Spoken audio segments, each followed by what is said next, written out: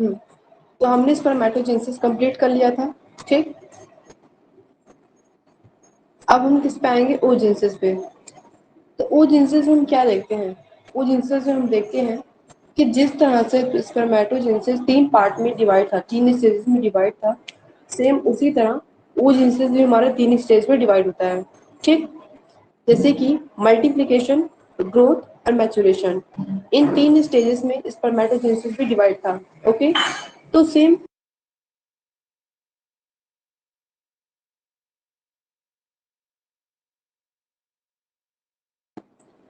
उसी तरह oogenesis भी 3 स्टेज में डिवाइड है। पहला multiplication, then growth and then maturation.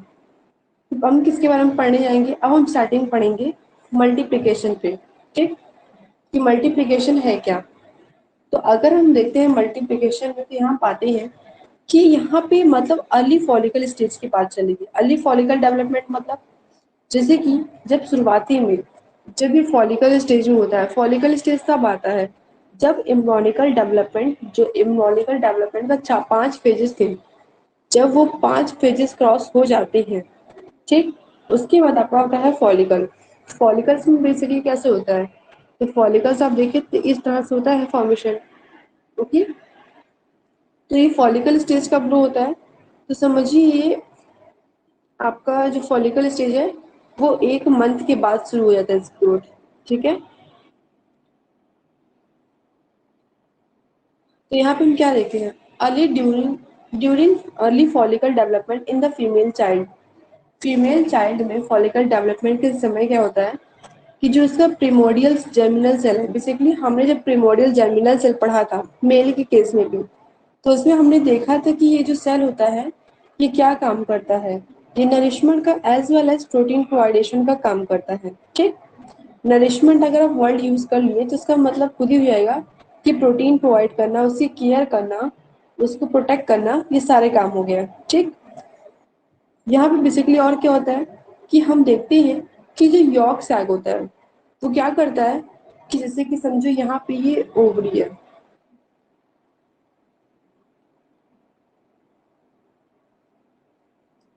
ये फिलोपियन ट्यूब है, तो यहाँ पे क्या हुआ कि ये जो ओवरी है इसमें समझो, अगर हम इलिब्रेट करें यहाँ पे समझिए एग है, तो जो यॉर्क सैग होगा वो क्या करेगा कि वो माइग्रेट करके, मतलब अपनी जगह से हट के वो क्या करेगा, ओवरी में जाके फिल होगा, ओवरी में वो जाएगा बाहर की तरफ। ठीक, ओवरी की तरफ जाएगा।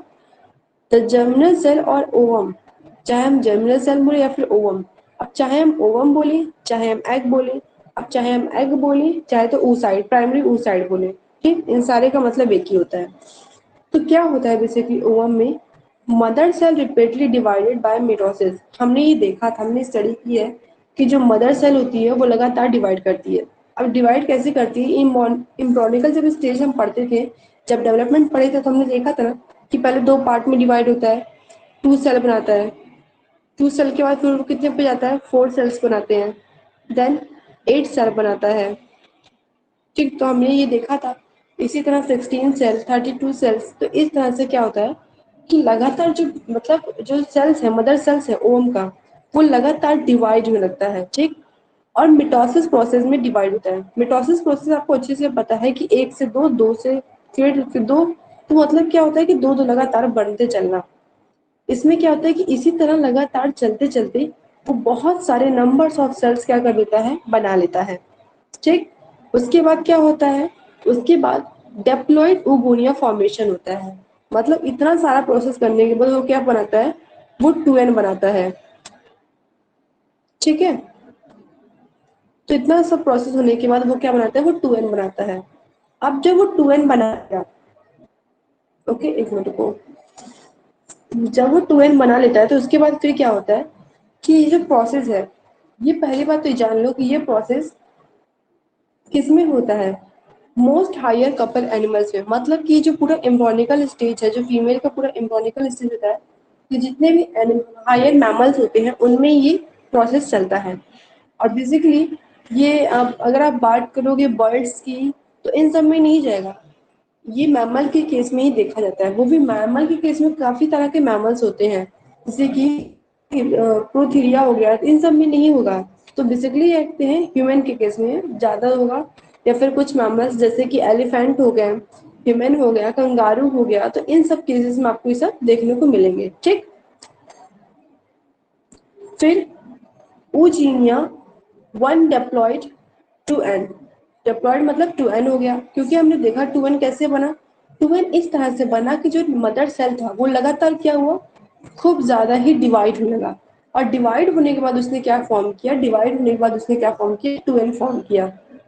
दैट डिवाइड मेटोटिकली, वो भी कैसे डिवाइड हुआ, अगर ये बेसिकली क्वेश्चन उठता है कि कौन सा प्रोसेस से डिवाइड होता है। तो जब प्रोसेस पूछा जाएगा किस स्टेज से डिवाइड हो, किस तरह से आप बताओगे क्या सा, तो मेटोटिकली प्रोसेस से या फिर मिटोसिस प्रोसेस से चलेगा। ठीक है, to produce million of germ cells, वो क्या प्रोड्यूस करता है, बहुत सारे जर्म सेल्स को क्या करता है, वो प्रोड्यूस करता है। इवन बिफोर, किस वो भी कब तक, बिफोर बर्थ मतलब जन्म के पहले तक, जन्म के बाद नहीं, जन्म के पहले तक वो क्या होता है कि वो जब अब जितना बन चुका है सेल, वो धीरे धीरे सेल क्या होने लगता है, डिजेनरेट होने लगता है। जैसे कि काफी सारे सेल्स बन गए थे, जैसे कि समझो बेबी ममरा निकलू,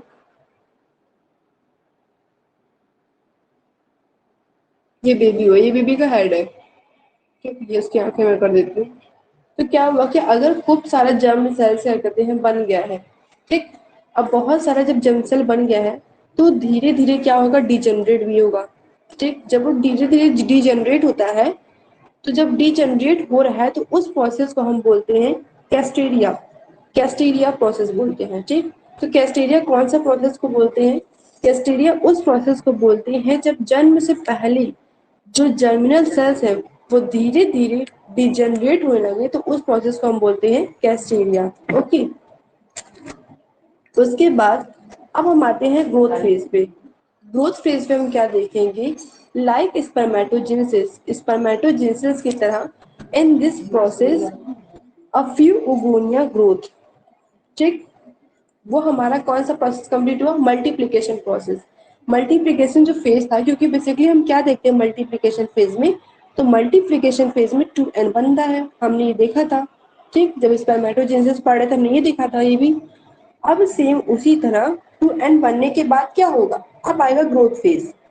ठीक, तो ग्रोथ फेज में आपको पता है कि क्या होगा, अब ये एन एन में डिवाइड होगा। बट कैसे होगा ये देखो, जैसे कि स्पर्मेटोजेनेसिस में हुआ था। ठीक है, in this process few oogonia grow in size. इस प्रोसेस में क्या होता है कि कुछ ओगोनिया जो होती हैं वो साइज में ग्रोथ होती हैं, और डेवलप किसमें होती हैं, लार्ज सेल में, जिसको हम क्या बोलते हैं, primary oocytes। That inter prophase one of mitosis one, जो कि किसमें इंटर करती हैं, प्रोफेज वन मिटोसिस वन। जैसे कि अब इसका डायग्राम के साथ चलो समझो तो ज्यादा से रहेगा। ये टू एन बना, अब क्या हुआ कि प्राइमरी oocytes बने, प्राइमरी oocyte मतलब ये एन बना है। ठीक, एन का फॉर्मेशन हुआ है। अब ये कैसे हुए हैं, तो इनकी जो ग्रोथ हुई है कैसे हुई है, एक लार्ज सेल में हुई है। ठीक, जो लार्ज सेल में इनकी ग्रोथ हुई है उनको हम क्या बोलते हैं, उनको हम बोलते हैं प्राइमरी oocyte। हम ये नहीं बोलेंगे कि ये सेल्स हैं, हम बोलेंगे कि ये क्या है, प्राइमरी oocytes है।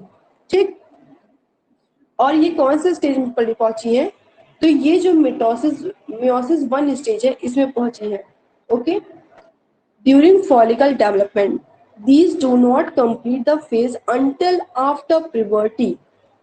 फॉलिकल डेवलपमेंट के समय क्या होता है, फॉलिकल डेवलपमेंट कौन सी डेवलपमेंट की बात चल रही है, जब जब ये कहते हैं जो मतलब एग है वो अभी भी मतलब स्टेज पे है, डेवलपमेंट के स्टेज पे, अभी वो ग्रोथ नहीं मतलब बर्थ ही नहीं हुआ उसका, उस समय की बात चल रही है।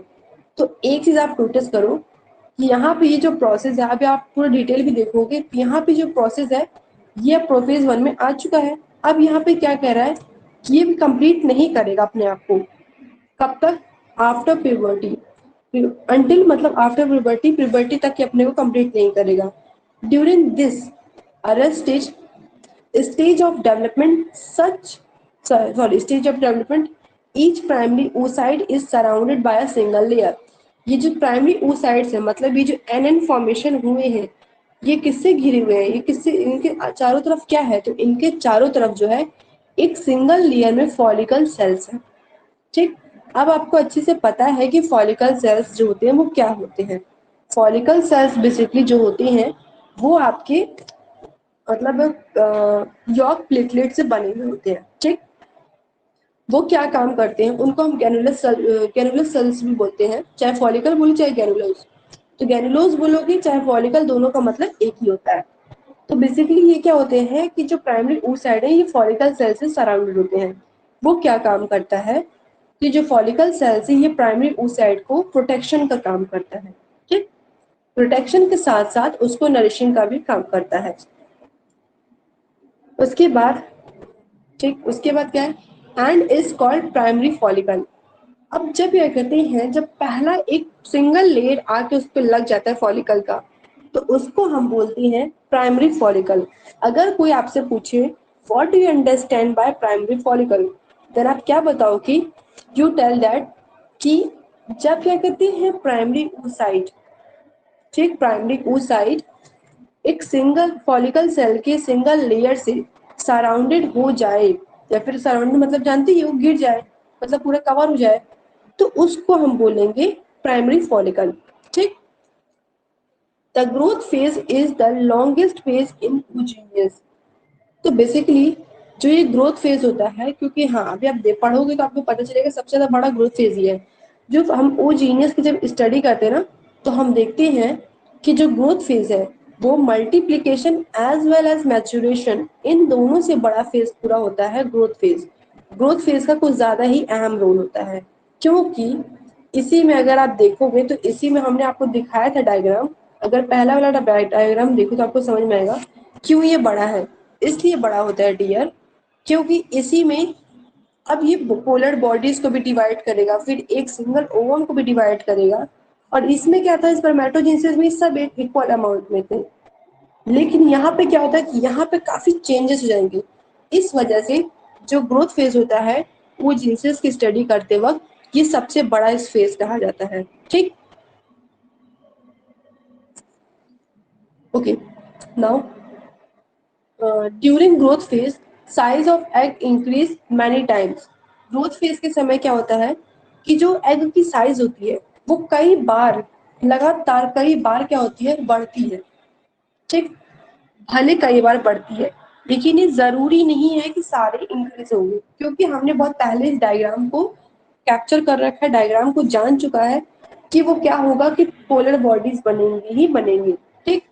तो कई बार क्या होता है कि साइज इंक्रीज होती है। उसके बाद फिर हम इसी में देखेंगे बहुत सारे process. During growth phase several changes occur in egg. Growth phase के समय बहुत सारे जो एग होता है उसमें बहुत तरह के नए नए चेंजेस आते रहते हैं। ऑल दीज आर चेंजेस, ये जो सारे चेंजेस हैं ये दो पार्ट में डिवाइड जाते हैं, ठीक, दो स्टेज में डिवाइड होते हैं। पहला जो स्टेज है वो है प्री वेटेलोजेनेसिस। अब आप सुनो, अब आपको एक चीज याद आ रहा होगा कि वेटेलोजेनेसिस, अब आप इस चीज से फैमिलियर हो गए, इसको पहले ही आपको पढ़ा चुकी हूँ, इसीलिए मैंने आपको इसको पहले पढ़ाया था, कि जिससे जब हम इसको पढ़ेंगे तो हम देखेंगे कि ये चीज क्या कहते हैं, इस टर्म को आएगा, तो इस टर्म को आप अच्छे से जानते हो कि वेटेलोजेनेसिस होता क्या है। और प्री वेटेलोजेनेसिस भी आप जानते हो। प्री वेटेलोजेनेसिस हमने बताया था कि बेसिकली वो स्टेज होता है जहाँ पे एग को किसी भी नरिशमेंट की जरूरत नहीं होती है, इसको हम बोलते हैं प्री वेटेलोजेनेसिस, ठीक है।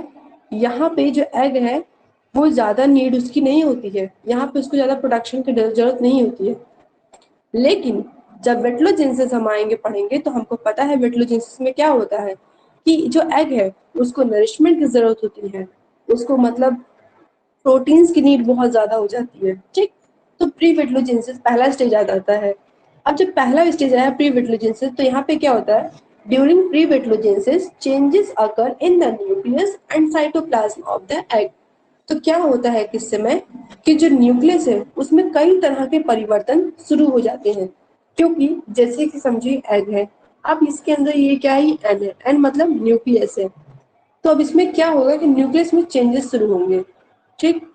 अब जब चेंजेस शुरू होंगे तो जो साइटोप्लाज्म होता है क्या होता है, बेसिकली साइटोप्लाज्म ऐसे होता है, कवर किया होता है इसको पूरा अंदर की तरफ भी होता है, और मतलब बाहर नहीं होता, अंदर की तरफ पूरा कवर किया होता है एगो को। साइटोप्लाज्म और न्यूक्लियस में क्या हो जाएगा, चेंजेस आना शुरू होंगे। अब कैसे चेंजेस आते हैं, तो चेंजेस इन न्यूक्लियस किस तरह का चेंज आता है वो हम पहले देखते हैं। अमाउंट ऑफ न्यूक्लियोप्लाज्म न्यूक्लियोप्लाज्म क्या होता है? न्यूक्लियोप्लाज्म होता है वो न्यूक्लियस के अंदर होता है, सॉरी न्यूक्लियोप्लाज्म होता है वो न्यूक्लियस का सराउंड होता है, जैसे कि न्यूक्लियस है बीच का, तो इसकी जो बाहर की तरफ है वहां पे न्यूक्लियोप्लाज्म होगा, ठीक। न्यूक्लियोलस जो होता है वो न्यूक्लियस के अंदर होता है, ओके। तो amount of nucleoplasm increase in nucleus, जो न्यूक्लियोप्लाज्म का अमाउंट है, जो न्यूक्लियोप्लाज्म की जो मात्रा होती है वो न्यूक्लियस में क्या होती है, बढ़ती जाती है। Number of nucleolus increases in nucleus, और क्या कहते हैं, समझो ये एग, ये सॉरी आपका ये न्यूक्लियस मानो, ठीक। एग तो छोड़ दो, एग समझो ये बाहर का है, ये न्यूक्लियस है। अब ये जो न्यूक्लियोप्लाज्म है ये बाहर की तरफ है, ये क्या होगा, लगातार ये बढ़ता जाएगा।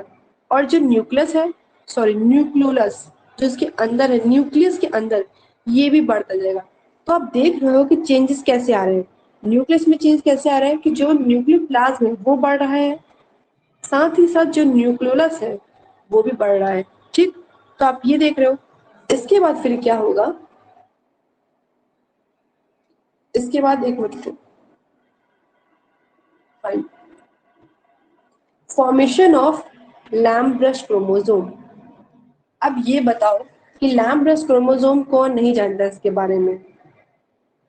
सब जानते हो ना, सेकंड ईयर का टॉपिक है ये, पढ़ाया था मैंने, लैम्ब्रश क्रोमोसोम क्या होता है। बताओ पहले कौन नहीं जानता, सब जानते हो ना? फटाक से कमेंट करो यस और नो।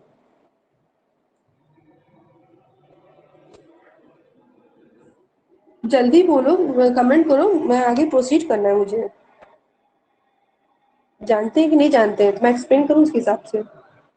अच्छा चलो, नहीं जानते तो देखो लैम्ब्रश क्रोमोसोम क्या होता है। तो बेसिकली लैम्ब्रश क्रोमोसोम मतलब होता है कि समझो एक ब्रश आप देखते हो कभी, जैसे कि पेंट ब्रश अगर ले लो, तो देखते हो कितना ज्यादा कॉम्प्लिकेशन होता है इसमें, इस तरह से पूरा होता है। तो सेम बेसिकली जो लैम्ब्रश क्रोमोसोम वो क्रोमोसोम होता है कि जब क्रोमोसोम की मात्रा एक जगह काफी एकत्रित हो जाए, ठीक है। जैसे कि समझो ये क्रोमोसोम होता है, अगर हम बेसिकली देखते हैं क्रोमोसोम तो ऐसे रहता है एक दूसरे में क्रॉस, लेकिन जब खूब सारे क्रोमोसोम एक साथ इसी में ऐसे ऐसे जुड़ जाए, कॉम्प्लिकेशन बन जाए इनका, तो वो होता है लैम्ब्रश क्रोमोसोम, ठीक। इसमें क्या होता है कि अब एक चीज याद रखना, आपको बार बॉडी भी पता होनी चाहिए, ये भी सेकंड ईयर का टॉपिक है, क्योंकि जो बार बॉडी होती है उसी से पता चलता है कि बेबी क्या है, आइदर इट इज गर्ल और बॉय। जब लोग क्या कहते हैं अबॉर्शन कराने जाते हैं, ठीक, अबॉर्शन होता है, अब तो ये इलीगल है, वैसे भी होना भी नहीं चाहिए, गलत चीज है सब। तो उस समय क्या होता है कि कैसे पता करते हैं कि मदर के फीटस में बेबी गर्ल है क्या बेबी बॉय है, तो बेसिकली बार बॉडी से पता करते हैं, ठीक। बार बॉडी से पता किया जाता है। और जो बार बॉडी होती है वो किस में पाई जाती है, वो फीमेल्स में पाई जाती है, ठीक। सबसे पहले इसकी डिस्कवरी क्या कहते हैं, कहाँ, किस एनिमल में देखी गई थी, तो कैट में देखी गई थी। तो जो बार बॉडी होती है वो किसमें होती है, प्रेजेंट फीमेल्स में होती है। तो बेसिकली होता क्या है कि लैम्प प्लस क्रोमो जो बार बॉडी होती है वो तो अपनी जगह ठीक है, वो चल रहा है, लेकिन जो लैम्प प्लस क्रोमोसोम्स होता है ये क्या होता है कि ये बार बॉडी से ही जुड़ी हुई होती है, इसी से क्या कहते हैं पता चल जाता है। अब देखो आप एक चीज नोटिस करो, जब हम मेल का केस पढ़ रहे थे, स्पर्मेटोजेनेसिस पढ़ रहे थे, तो क्या उसमें लैम्प प्लस क्रोमोसोम फॉर्मेशन हो रहा था? नहीं हो रहा था। लेकिन फीमेल के केस में क्या होता है कि लैम्प प्लस क्रोमोसोम फॉर्मेशन शुरू हो जाता है, ठीक। यहाँ पे क्या होता है कि activity of DNA increase in nucleus. इस समय क्या होता है कि जो डीएनए की एक्टिविटी है, जो मतलब जो डीएनए का कार्य क्षमता है, उसकी क्रिया है, वो क्या हो जाती है, न्यूक्लियस में बढ़ने लगती है, ठीक। Increase activity of DNA is called gene amplification. Gene redundancy मत बोलना, जीन रिबॉन्डेंसी इतना ज्यादा इंपॉर्टेंट नहीं है, लेकिन जीन एम्प्लीफिकेशन ज्यादा इंपॉर्टेंट है। तो बेसिकली जीन एम्प्लीफिकेशन क्या होता है, जीन एम्प्लीफिकेशन वो प्रक्रिया होती है, वो प्रोसेस होता है जब जो डीएनए है, ठीक है, जो डीएनए की साइज है, जो डीएनए की एक्टिविटी है, जब वो न्यूक्लियस में ज्यादा अमाउंट में इंक्रीज होने लगे, मतलब बढ़ने लगे, तो उसको हम बोलते हैं gene amplification. What is gene amplification? क्या होता है जीन एम्प्लीफिकेशन? तो जीन एम्प्लीफिकेशन वो होता है जब डीएनए न्यूक्लियस में ज्यादा इंक्रीज होने लगे, उसकी एक्टिविटी ज्यादा इंक्रीज करने लगे, तो उसको हम बोलते हैं जीन एम्प्लीफिकेशन। ठीक, due to all these changes, इन सारे चेंजेस के होने के बाद साइज ऑफ न्यूक्लियस इंक्रीज, जो न्यूक्लियस की साइज है वो इंक्रीज हो गई है। अब स्वाभाविक सी बात है कि जब ये न्यूक्लियस है, इसके अंदर का न्यूक्लियस बढ़ रहा है, इसके ऊपर का न्यूक्लियोप्लाज्म बढ़ रहा है, तो स्वाभाविक सी बात है कि न्यूक्लियस की साइज तो बढ़ेगी ही बढ़ेगी। ठीक, एंड न्यूक्लियस बिकम्स वेसिकुलर, जो न्यूक्लियस हो जाता है वो वेसिकुलर है। वेसिकुलर मतलब अब क्या हो रहा है कि एक बड़ा साइज अपना क्रिएट कर रहा है, एक बड़ा साइज फॉर्म कर रहा है। ठीक, this vesicular nucleus is called germinal vessels. इस वेसिकुलर न्यूक्लियस को हम क्या बोलते हैं? Germinal vessels. जर्मिनल वेसल्स तब ये स्टेज आ रहा है कि जब ये क्या कहते हैं न्यूक्लियस, एक क्या कहते हैं न्यूक्लियस, जब तक तो सिर्फ न्यूक्लियस चल रहा है, अब ये क्या करेगा, ये फीटस में फॉर्मेशन शुरू होगा। ठीक, तब जर्मिनल वेसल्स इसमें क्रिएट होगा। अगर किसी ने आपसे पूछ लिया कि जर्मिनल वेसल्स क्या होता है, तो आप बताएंगे कि जब न्यूक्लियस की साइज बढ़ती है, ठीक, जब न्यूक्लियस की साइज बढ़ती है और चेंजेस उसमें आना शुरू होता है, जब न्यूक्लियस की साइज बढ़ेगी और उसमें चेंजेस आना शुरू होगा, और वो क्या होगा, वेसिकुलर फॉर्मेशन करेगा, वेसिकुलर बनेगा, तो जो वेसिकुलर न्यूक्लियस है उसको हम बोलते हैं जर्मिनल वेसिकुलर। ठीक, तो जर्मिनल वेसिकुलर क्या होता है? जब न्यूक्लियस की साइज में चेंजेस आएंगे और न्यूक्लियस बड़ा होगा, और बड़ा होने के बाद एक वेसिकुलर साइज लेगा, तो वेसिकुलर न्यूक्लियस को हम बोलेंगे जर्मिनल वेसिकुलर। ठीक, उसके बाद इसके बाद आता है चेंज इन साइटोप्लाज्म। अब हमको पता है कि साइटोप्लाज्म का भी बहुत अहम रोल होता है, क्योंकि बेसिकली क्या करता है साइटोप्लाज्म, ये भी तो प्रोटीन प्रोवाइड करने का काम करता है। तो अब साइटोप्लाज्म में क्या चेंजेस है? अभी तक तो हमने चेंज इन न्यूक्लियस देखा, अब चेंज इन साइटोप्लाज्म हम देख रहे हैं। ठीक, तो इसमें क्या देखेंगे, in cytoplasm the rate of protein synthesis increase.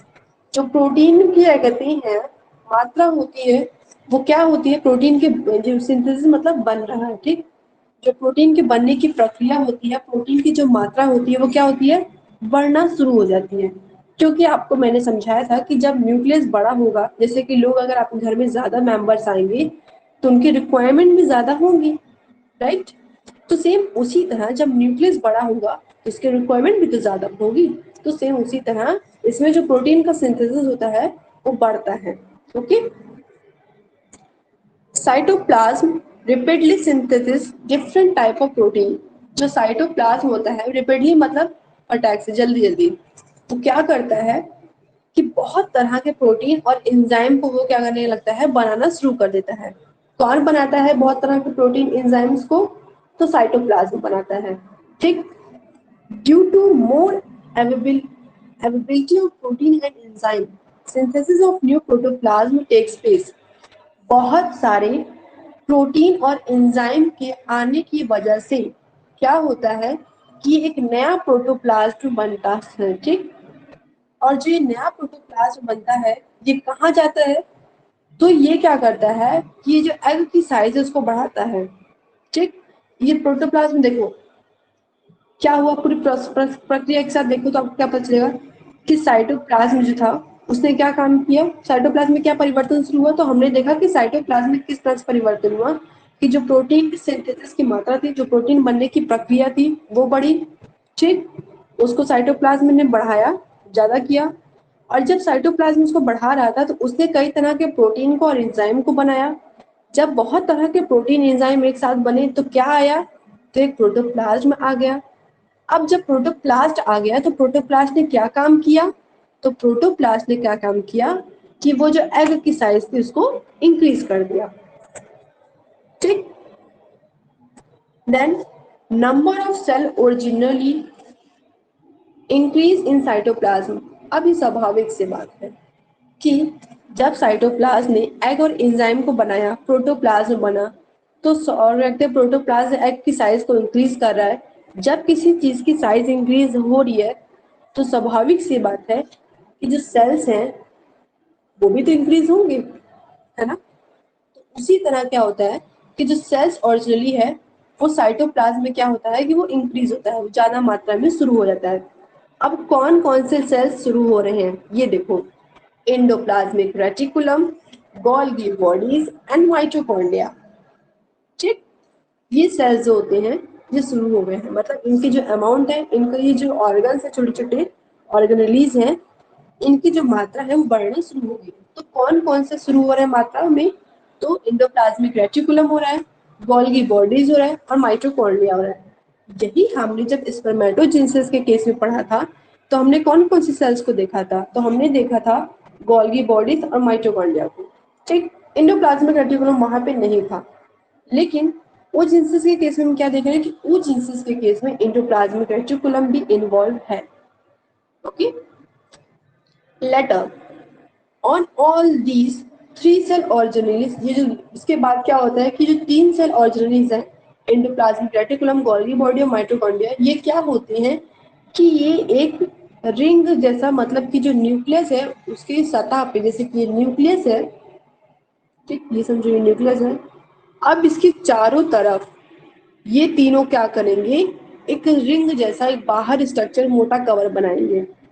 ठीक, और इस कवर को क्या बोलते हैं, बाल्बिनियन रिंग।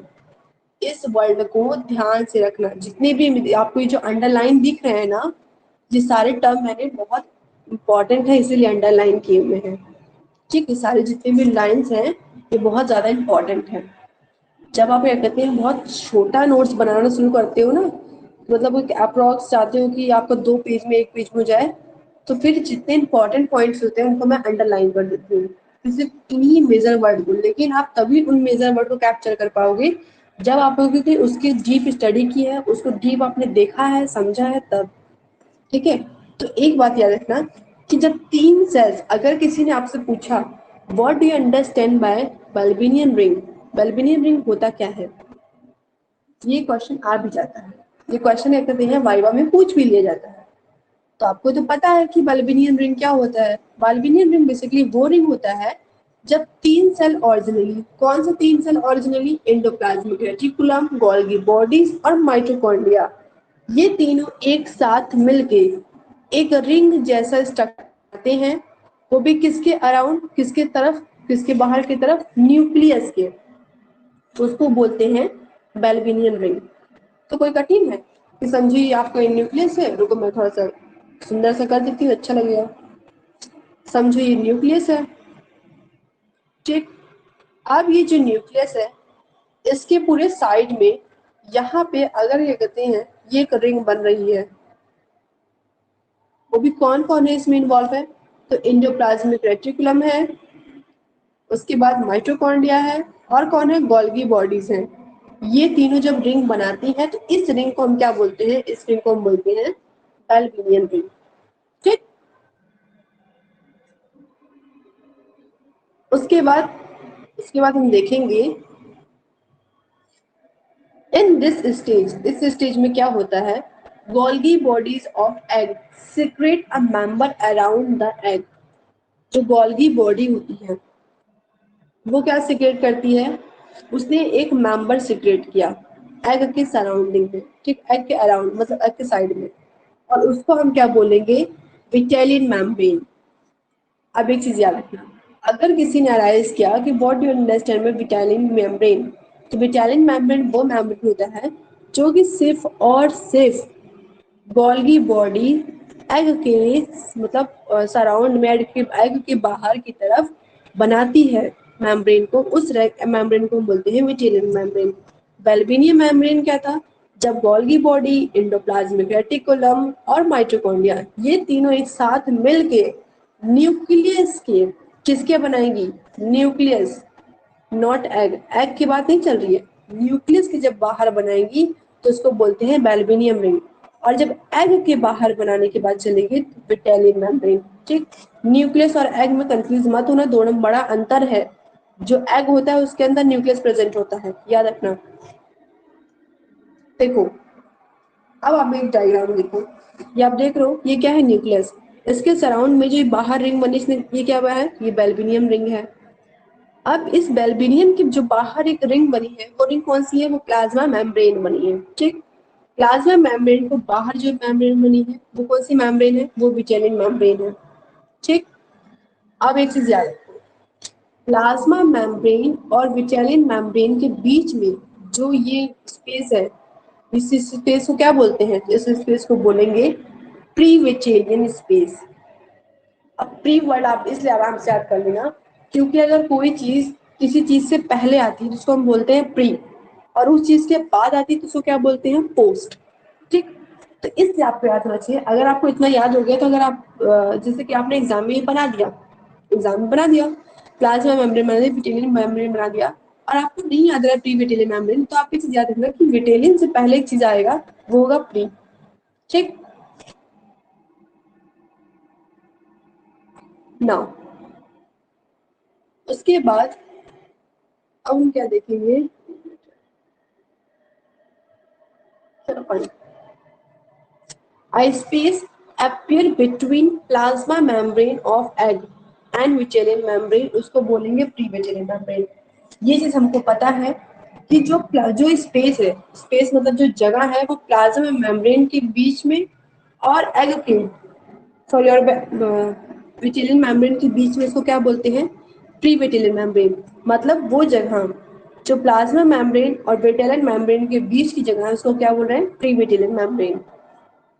तो इसका मतलब ये है कि जो प्रीविटेलियन स्पेस है, जो जगह है, वो किससे भरा हुआ है, वो प्रीविटेलियन फ्लूइड से भरा हुआ है।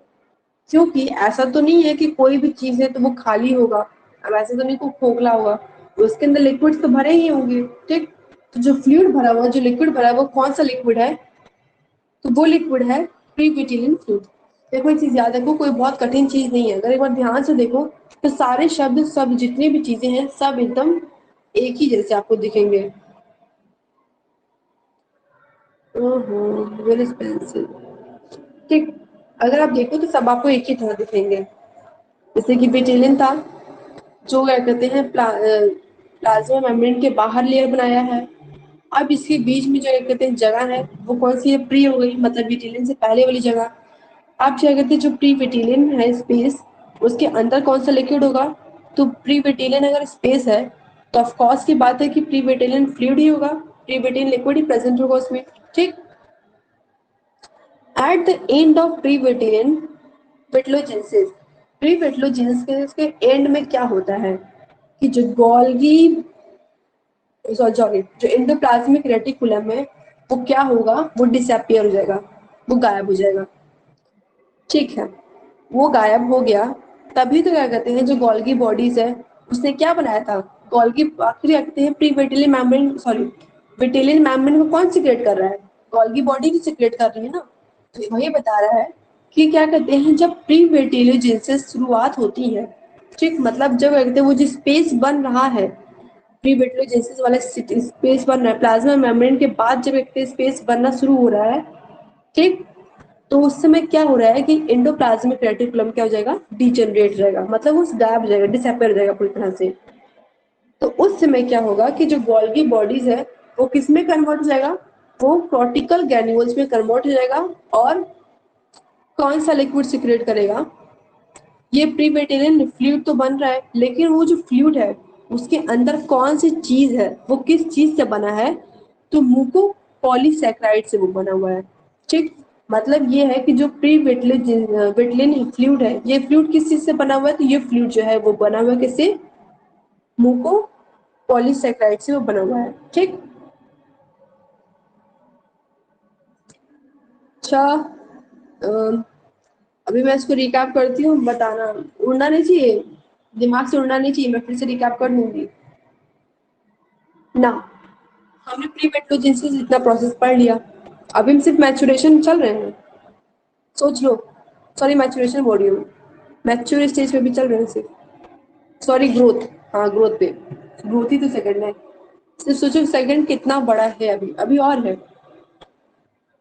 फिर हम देखते हैं वेटलोजेंसिस, प्री वेटलोजेंसिस खत्म कर लिया, अब वेटलोजेंसिस हमें पता है कि वेटलोजेंसिस आ गया है, इसका मतलब ये है कि इनको खाना पानी देश भर की चीजें चाहिए। इनको न्यूक्लियस से मतलब इनको प्रोटीन चाहिए, इनको खाना पानी चाहिए, इनको नरिशिंग का काम चाहिए, इनकी देखभाल अच्छे से हो, इनको हर चीज अब चाहिए। अब इंटेलिजेंसेस में क्या होता है कि जो एग है वो खाने को स्टोर करना शुरू कर देगा। ठीक, फूड की बात अब आ गई।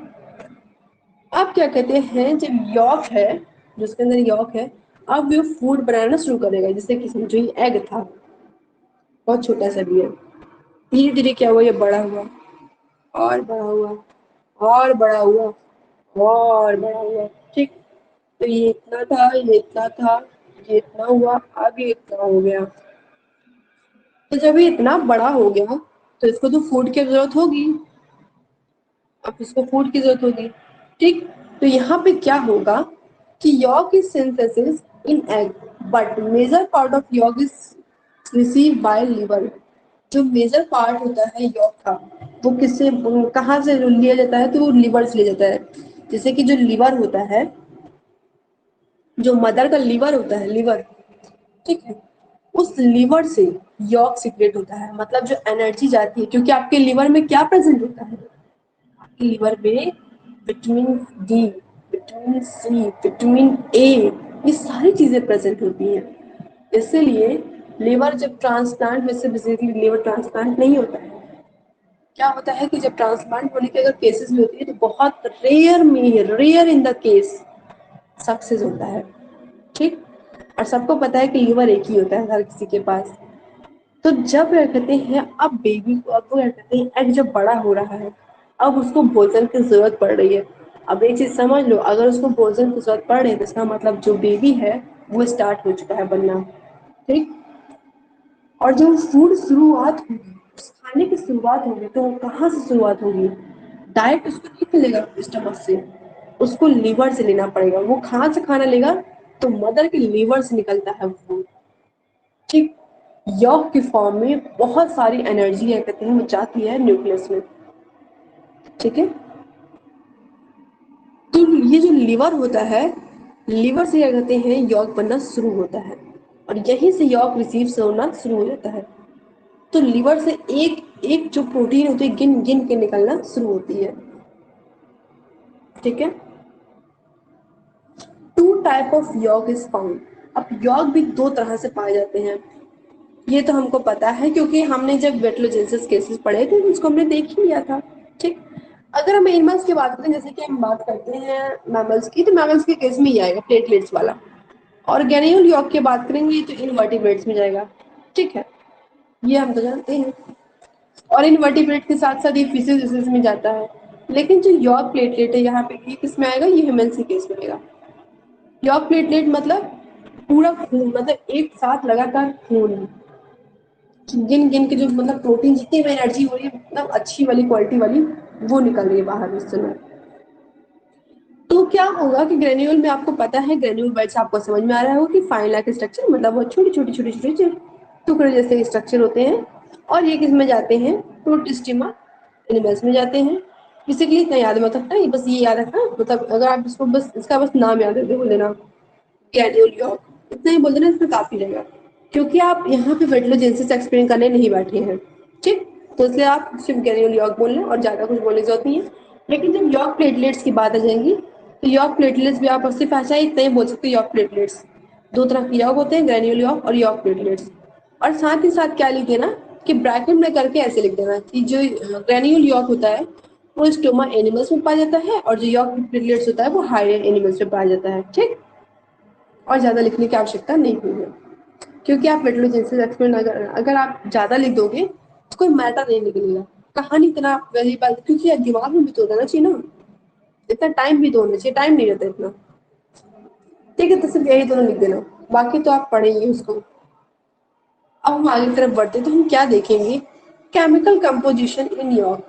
आखिर यॉक तो बन रहा है, ठीक है, हमको समझ में आ रहा है यॉक कहाँ से बन रहा है, उसको मतलब वो कहाँ से सीक्रेट होना शुरू हो गया है, लिवर से सीक्रेट होना शुरू हो गया है, उसको क्या कहते हैं। अब जब बन भी रहा है तो उसको कौन कौन सी चीजें चाहिए, वो कौन कौन सी चीजें ले रहा है, किसका किसका कंपोजिशन है वो, ठीक, किसकी चीजों से बना हुआ है।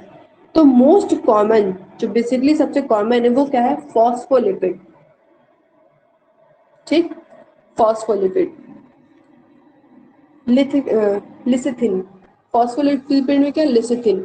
York contain different type of protein. अब जो यॉक है बहुत तरह के प्रोटीन्स को क्या करेगा, कंटेन करेगा। वो कौन कौन से तरह के प्रोटीन है? पहला है सिंपल प्रोटीन, फॉस्फोलिपिड,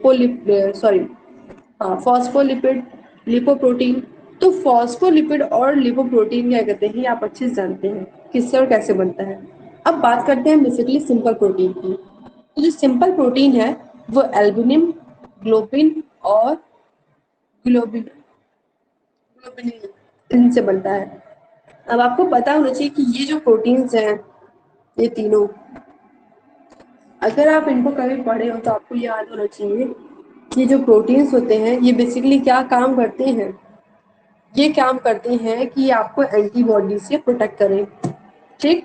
साथ ही साथ इनका क्या रोल होता है, इनका ये रोल होता है कि जो सेल है, ब्लड सेल, उसमें किसी भी तरह की कोई भी प्रॉब्लम स्टार्ट ना हो पाए।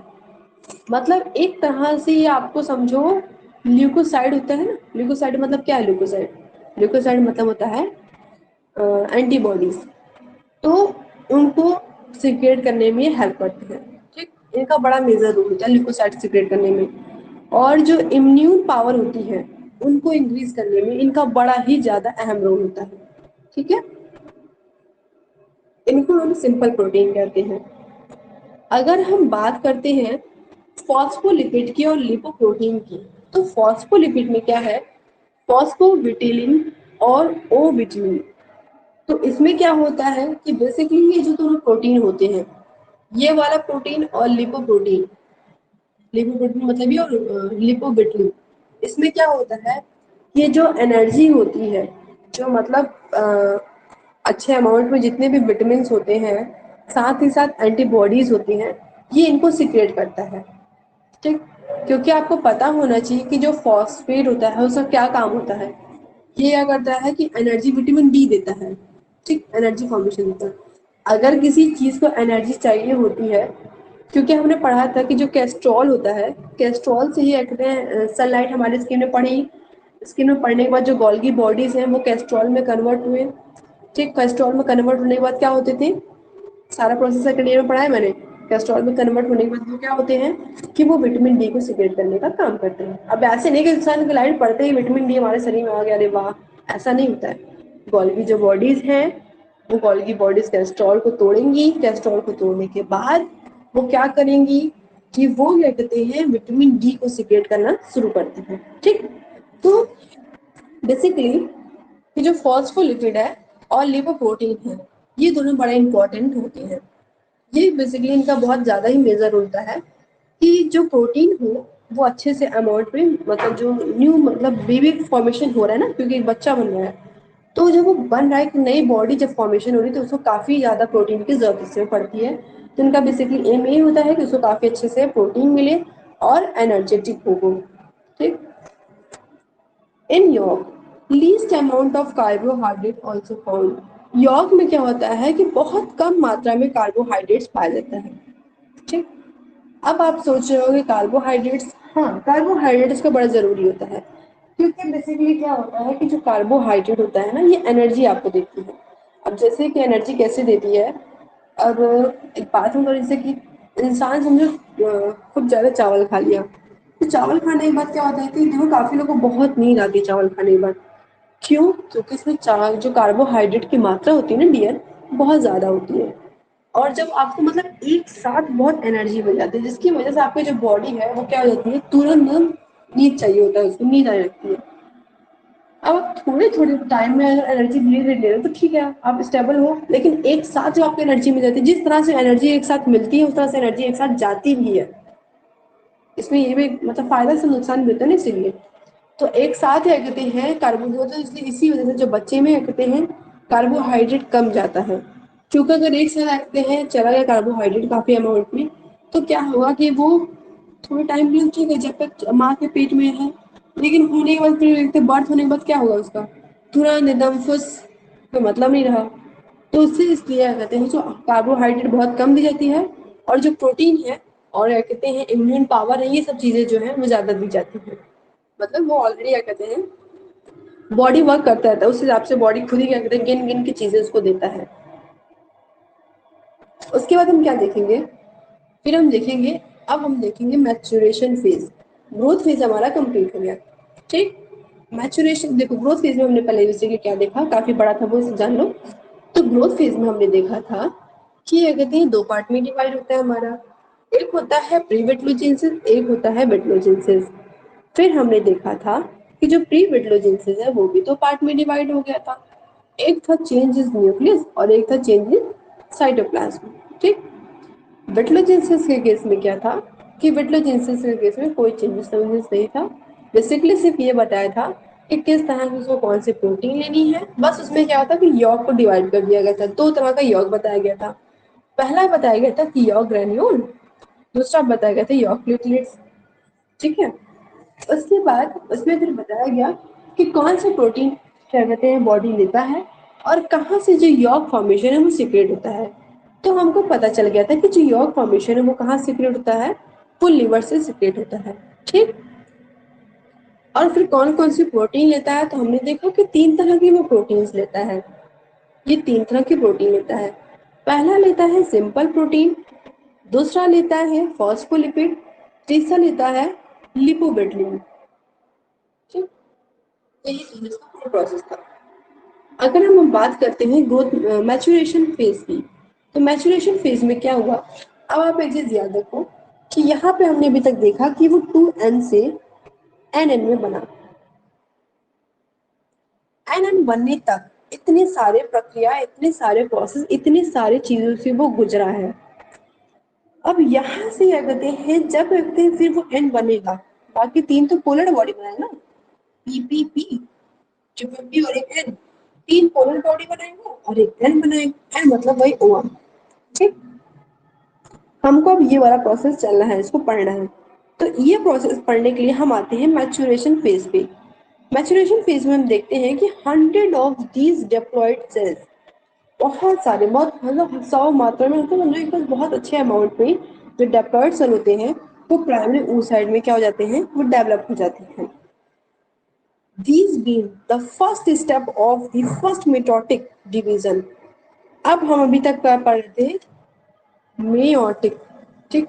मेसोसिस पढ़ रहे थे, सब पढ़ रहे थे, लेकिन अब क्या हो रहा है, मिटोटिक डिवीजन हो रहा है। मिटोटिक डिवीजन, मिटोटिक डिवीजन क्या होता है डियर, तो जो मिटोटिक डिवीजन प्रोफेज 1 होता है ना, तो वो मेयोटिक चलता है, लेकिन मिटोटिक में प्रोफेज 2 वाला सिस्टम आ जाता है, सेकंड वाला, ठीक।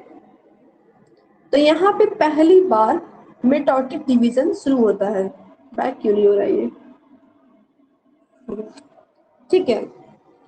मिटोटिक डिवीजन पहली बार चलता है and proceed up to lipoprotein, आप देखो सॉरी लिपोटीन, and then stop any further development.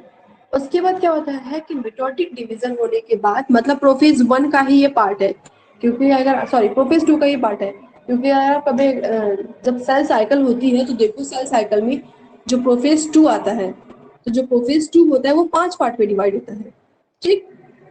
तो फेज 2 होने के बाद ही ना आप क्या कहते हैं, मेटाफेज सेकंड, फिर कहते हैं एनाफेज सेकंड, फिर टीलोफेज सेकंड आता है। जो प्रोफेज सेकंड होता है वो 5 पार्ट में डिवाइड होता है। तो प्रोफेज जो है कहते हैं 1 सेकंड है, उसमें जो लिप्टोटीन है, एक प्रोसेस आना की जो डेवलपमेंट है वो फिर से रुक जाता है, फर्दर स्टॉप, मतलब फिर से डेवलपमेंट रुक गया, स्थायी हो गया, वो थोड़ी देर के लिए रुक गया है। अब क्या होगा, अब होगा कि the oocytes growth much larger and complete first mitosis।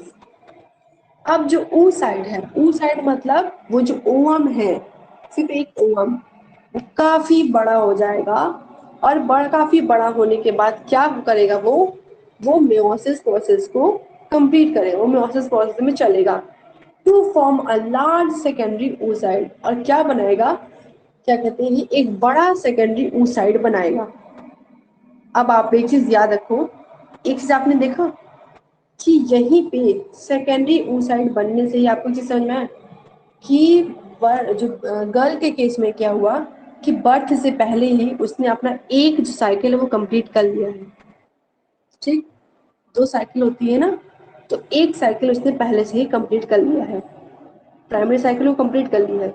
लेकिन मेल के केस में क्या होता है कि बर्थ के बाद ही दोनों साइकिल कंप्लीट होती है। एक मैचुरेशन जो साइकिल थी उसने अपना कंप्लीट कर लिया है गर्ल में, ठीक, गर्ल चाइल्ड में। तो यहाँ पे क्या होता है कि बड़ी मात्रा में सेकेंडरी oocyte बना है।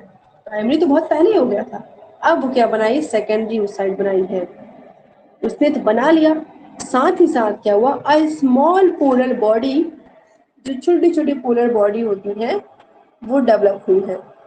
ये हमने पढ़ा ही था कि क्या कहते हैं, एन बना था, दो एन बना था। अब ये जो एन बने थे इसमें से एक बड़ा बनता है, बाकी छोटे छोटे बनते हैं, ठीक।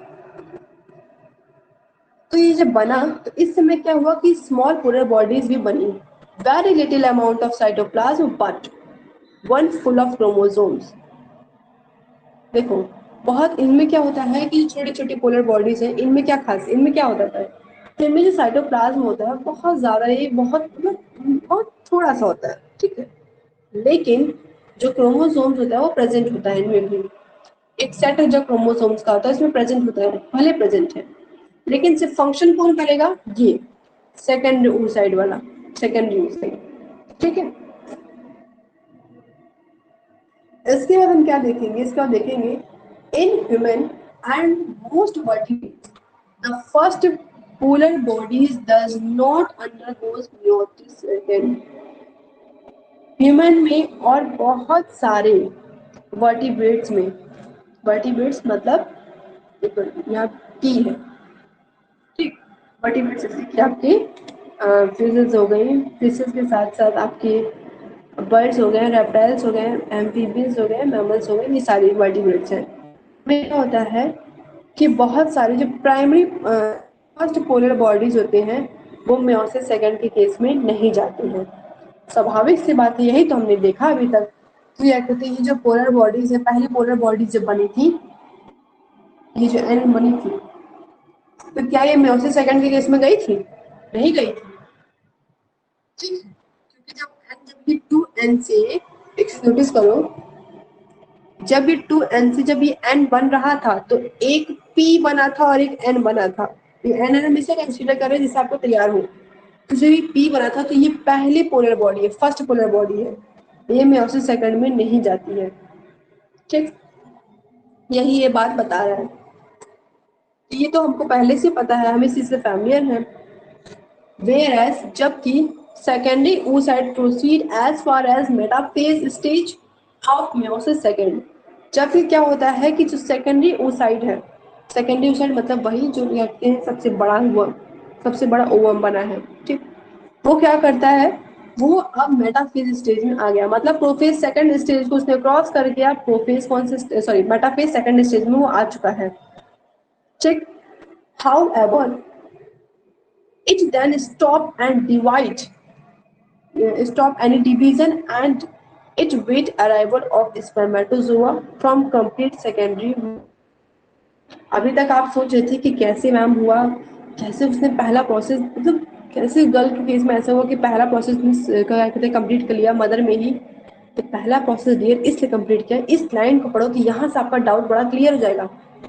क्या होता है, देखो उसने सारा प्रोसेस तो पहले कंप्लीट किया है, मेटाफेज में वो जा चुका है।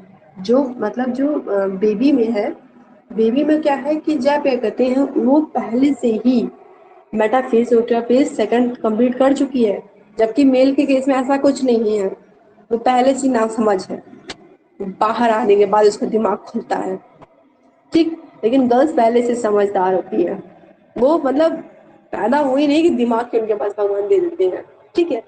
तो इसमें क्या हुआ कि वो देखो पहले से पहला क्या कहते हैं स्टेज क्रॉस करके बैठी होती है, वो सेकंड स्टेज मतलब वेट करती है। तो सेकंड स्टेज में क्या होता है, सेकंड स्टेज में ये होता है कि अब देखो मेटाफेज सेकंड स्टेज को क्रॉस कर लिया, अब क्रॉस करने के बाद क्या होगा, अब यही पे प्रोसेस जो है डिवीजन का रुक जाए।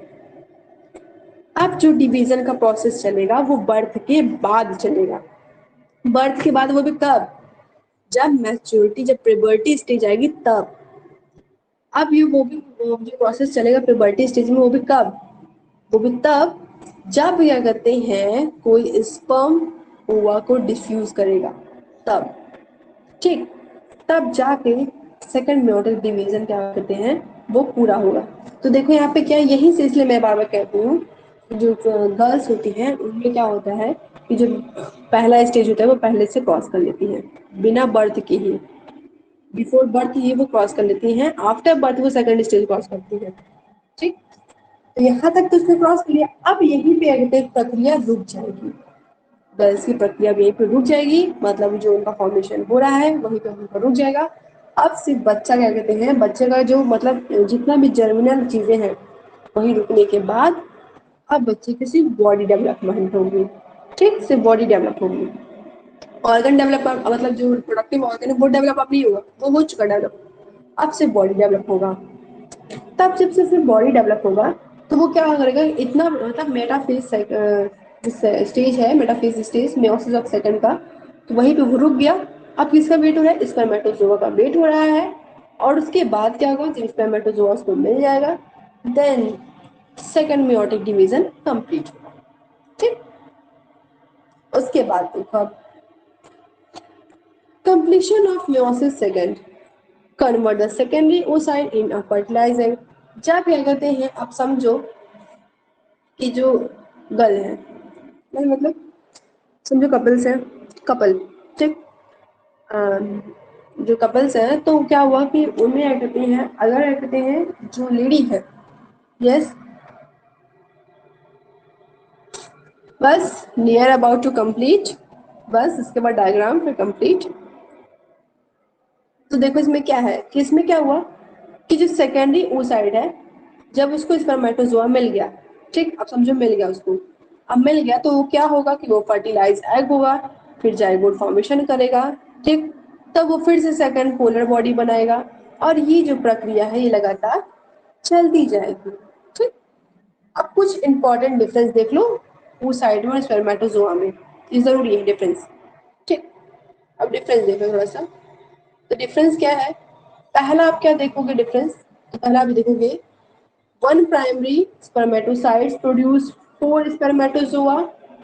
जो पहला प्राइमरी स्पर्मेटोसाइट्स होता है वो 4 स्पर्मेटोजोआ कंप्लीट करता है, जबकि बट लेकिन लेकिन क्या होता है, one primary oocyte forms only one ओवा। तो मेल में क्या हुआ कि 4 स्पर्मेटोजोआ बना दिए, लेकिन फीमेल में क्या हुआ कि सिर्फ एक ओवम बनाए हैं। ठीक, 10,000 नहीं, सिर्फ एक ओवम, इन्होंने पहले 4 बना के रख लिया है। उसके बाद क्या हम देखेंगे, फिर देखेंगे when the primary spermatozoa divide it's cytoplasm is equally distributed. ठीक, स्पर्मेटोजोआ के केस में क्या होता है कि जब डिवीजन होता है तो बराबरी से बंटते हैं। ठीक, फिर 2 प्राइमरी स्पर्मेटोसाइट्स हुए, लेकिन हाउएवर जबकि क्या होता है, जब प्राइमरी oocyte डिवाइड होता है तो almost all its cytoplasm goes to a daughter cells which form secondary oocyte। उसके ज्यादा से ज्यादा क्या कहते हैं जो साइटोप्लाज्म होते हैं एक में चले जाते हैं, और जो क्या कहते हैं बाकी होते हैं उसमें पोलर बॉडी बनती है। तो बेसिकली क्या हुआ कि हमने ये केस तो देखा ही है, डायग्राम देखो बताती हूँ जैसे, तो कहाँ बताऊँ, देखो मेल का केस क्या होता है कि 2n होता है, तो डिवाइड हुआ, एन एन बना, ठीक, यहाँ भी एन एन बना, फाइन, सब चल रहा मस्त, ये हुआ इनका केस। अब फीमेल के केस में क्या होता है कि फीमेल के केस में 2n बना, 2n के बाद p बना, फिर n बना, और यहाँ पे जाने के बाद क्या हुआ कि सिर्फ p बना, यहाँ भी p, एक ही बनेगा n, ठीक, सिर्फ एक ही बनेगा। तो साइटोप्लाज्म में इसको ज्यादा मिलेगा, इन दोनों को बहुत थोड़ा, तो इन तीनों को बहुत थोड़ा थोड़ा मिलेगा। ऐसा नहीं इनमें डीएनए नहीं है, डीएनए है, लेकिन इनमें जो साइटोप्लाज्म में बहुत कम है, सिर्फ छोटी छोटी इनकी पोलर बॉडीज होगा, इनका कोई मतलब नहीं रहेगा, सिर्फ एक ही वर्क करेगा, वो है ये वाला। और इनमें क्या होगा कि इनमें सब कुछ बराबरी मात्रा से बांट दिया गया है। ठीक, ये डिफरेंस जरूरी होता है जानना, कंफ्यूजन कभी कभी मानो अगर आपसे कोई पूछ लिया तो आपको आना चाहिए।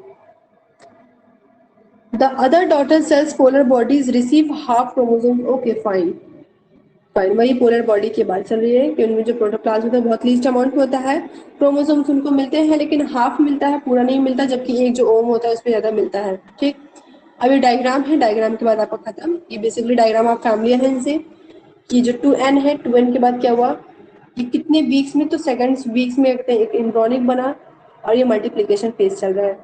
मल्टीप्लिकेशन फेज के बाद क्या हुआ कि ग्रोथ फेज आया और इसमें क्या कहते हैं प्राइमरी oocyte बनाई। ठीक, प्राइमरी oocyte बनाने के बाद इस तरह से चला, इस तरह से जाने के बाद फिर पोलर बॉडीज, फिर ये वो डायग्राम देख लेना, कोई ज़्यादा डिफिकल्ट डायग्राम नहीं है। बेसिकली इसमें क्या होता है कि सिर्फ ये इसका रोल होता है, इसका ओम का ही रोल होता है। ठीक, इसके बाद ये जान लो कुछ स्पेशल पॉइंट है, जैसे कि स्पेशल पॉइंट कैसे हैं कि जो 1700 प्राइमरी सेल्स होते हैं एट 1 मंथ, मतलब जब फॉलिकल डेवलपमेंट होता है तो कितने प्राइमरी सेल्स बनते हैं, एक महीने में 1700 बनते हैं। उसके बाद 6 लाख है, ये तो 6 लाख, जो 6 लाख ओगोनिया है वो 2 मंथ में बनता है गेस्टेशन पीरियड में। ठीक, 7 मिलियन जो ओगोनिया है वो कब बनता है, वो 5वें मंथ में बनता है। और 2 मिलियन जो प्राइमरी फॉलिकल वो कब बनता है, at the time of birth. अब आप सोच रहे होगे 7 मिलियन से 2 मिलियन में क्यों ऐसे आ गया, तो हमने आपको पढ़ाया था कि बर्थ से पहले क्या जन्म लगता है कि जो जितनी भी ओवोनिया बने होते हैं, प्राइमरी फॉलिकल्स होते हैं, वो धीरे धीरे क्या होते हैं, डिजेनरेट होना शुरू हो जाते हैं। ठीक, इस वजह से 7 मिलियन से 2 मिलियन में कन्वर्ट हो जाता है। Degeneration continuous at the time of puberty. ये डिजेनरेशन कब तक चलता रहता है, ये डिजेनरेशन तब तक चलता रहता है जब तक प्यूबर्टी की स्टेज नहीं आती और जो ओवरीज की मात्रा है वो बहुत कम हो जाती है। और कम होने के बाद कितनी आती है, इसमें 90 भले दिया हुआ है लेकिन बेसिकली 60,000 होता है, एनसीईआरटी में 60,000 दिया हुआ है। तो इसमें क्या होता है कि कहते हैं 1,60,000 से लेके 90,000 तक सिर्फ और सिर्फ प्राइमरी फॉलिकल्स प्रेजेंट हो जाते हैं। ठीक, तो सोचो कितनी सोचने वाली बात है, 7 मिलियन तक बना था 5वें महीने तक, 7 मिलियन से 2 मिलियन में कट हुआ और बच्चा भले बॉर्न हो चुका है लेकिन ये डिजेनरेट लगातार होता जा रहा है। डिजेनरेट होते होते क्या कहते हैं, जब प्यूबर्टी की स्टेज आती है तो उसमें सिर्फ और सिर्फ 90,000 तक, मतलब 1,60,000 से लेकर 90,000 तक प्राइमरी फॉलिकल्स इसमें सिर्फ प्रेजेंट होते हैं। oogenesis is completed only after onset of puberty and only 1 out of 500 is stimulated by FSH1। ठीक, जिसमें से कहते हैं ये सब भले चलता रहता है लेकिन इसमें से जो 500 होते हैं, जो 500 होते हैं वो काम में आते हैं और किससे वो सिक्रेट होते हैं, वो उनका किससे, कौन सा हार्मोन से, FSH हार्मोन से, फॉलिकल सिक्रेटिंग हार्मोन। ठीक है,